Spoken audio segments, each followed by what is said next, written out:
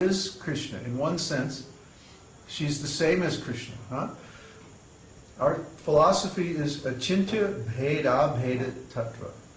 Bheda bhed means the same and not the same, simultaneously. That's why it's called achintya, inconceivable. Huh?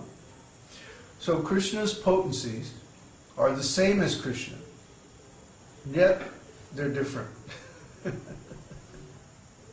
So, qualitatively, his potencies are identical with him.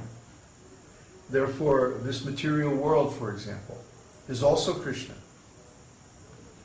The soul, each and every one of us, is also Krishna, because we're simply emanated from Krishna. So we share a lot of his qualities. But quantitatively, we're different. This material world is only a subset of Krishna's potencies. And the soul only has a tiny, tiny, infinitesimal amount of Krishna's qualities. We may have similar qualities, but his are unlimited and ours are very, very tiny. So our philosophy is like that. Similarly, Radharāṇī is Krishna, except she's not. And you might say this is illogical, but transcendental logic is beyond material logic. It's different. There are possibilities for transcendental entities that ordinary entities don't have. In the transcendental world, everything is one, yet it's all different too. So it's bhed abhed, different and non-different at the same time. But you notice we put bhed first, different. So we emphasize, in our lineage, we emphasize the difference between Krishna and his potencies, between Krishna and the living entities, between Krishna and his creations. We emphasize the difference, or the duality, even though the unity is also there. Because when people put too much emphasis on the unity, this becomes monism. It's all one. And when people get into that mood, they lose the discrimination to see the differences. Even though Krishna and his potencies are one, yet there's tremendous differences between Krishna and his potencies. We have to see both. We have to see the unity of everything and also the differences. So Radharāṇī is the same as Krishna, but she's different. Another question from Swati. Why was Krishna separated from Radharāṇī for so long? You're referring to Krishna Lila when Krishna went to Dwarka?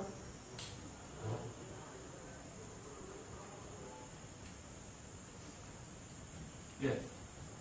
Okay. He actually wasn't separated. What happens is Krishna's Leela is divided into two sections. The confidential pastimes in Vrindavan and the public pastimes in Dwarka. When Krishna is in Vrindavan, he is manifesting his pastimes as Govinda, the transcendental cowherd boy. And then when he goes to Dwarka, he is manifesting his pastimes as Vasudeva. So these are two different forms of Krishna. So when Krishna apparently leaves Vrindavan, actually he doesn't leave at all. It's simply that he becomes invisible in Vrindavan and he becomes manifest in Dwarka. See? Do you follow?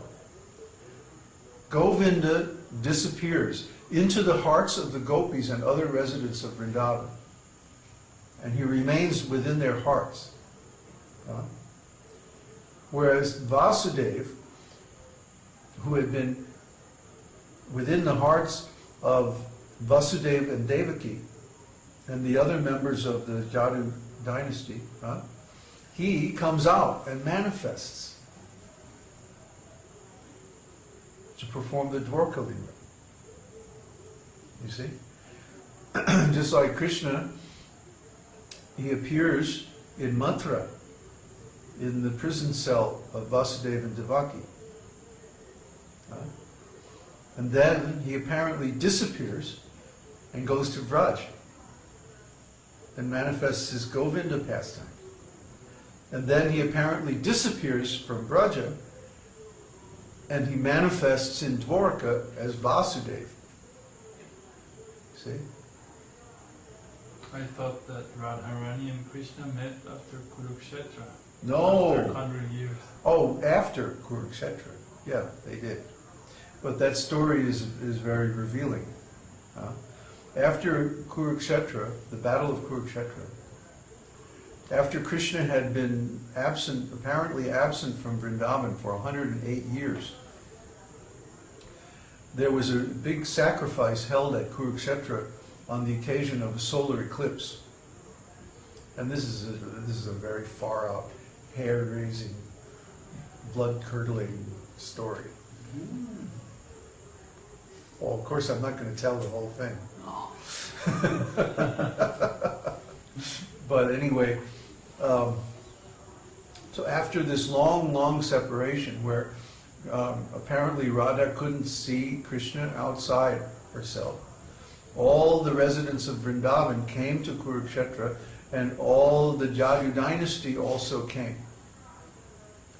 Because they were all related, to perform a ceremony, a Shraddha ceremony for all the relatives killed in the Battle of Kurukshetra. So, during the solar eclipse itself, Vasudeva Krishna came to see the residents of Vrindavan and Radharani.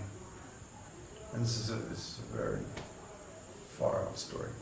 Well, if you've ever been in a solar eclipse, you know, it's like a really far out, weird mood, right? And so during this time of the total solar eclipse, Krishna came to meet Radharani. And Radharani is like a mad woman, you know, she's like out there after all this years of separation, right?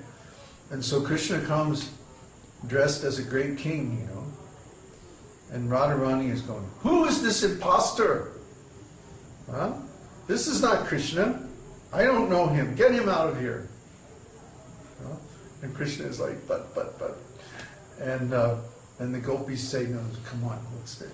So they take Krishna and they take off all his royal robes and helmet and sword and all this stuff, and then they dress him up like a cowherd boy and give him a flute. And then he comes and Radha said, "Oh yes, this is my Krishna. Where have you been?"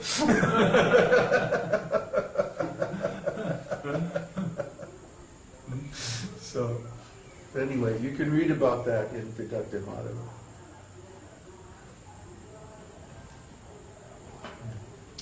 So, any more questions?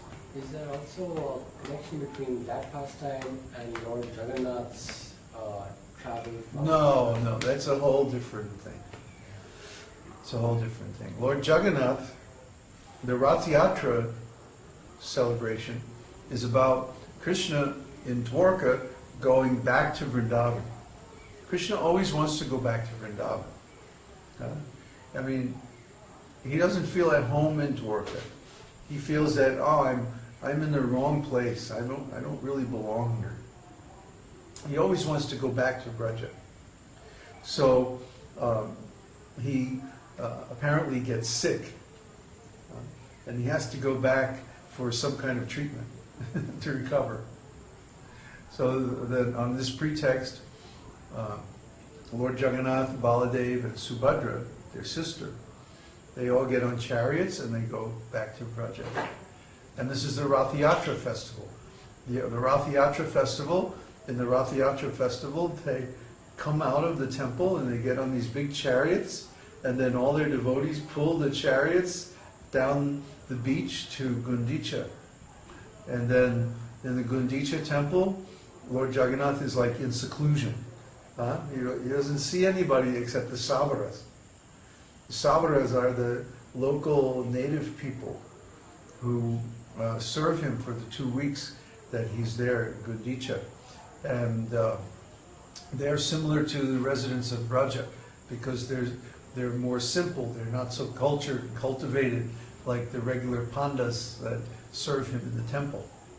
Then finally, after 2 weeks, the goddess of fortune gets on a chariot and goes to Gundicha, and she has her soldiers beat up all of the Savaras and say, "Come in, you tell Krishna, get himself home back to Dwarka." So then he appears to be henpecked by the goddess of fortune, and he comes back like that. It's a very, very charming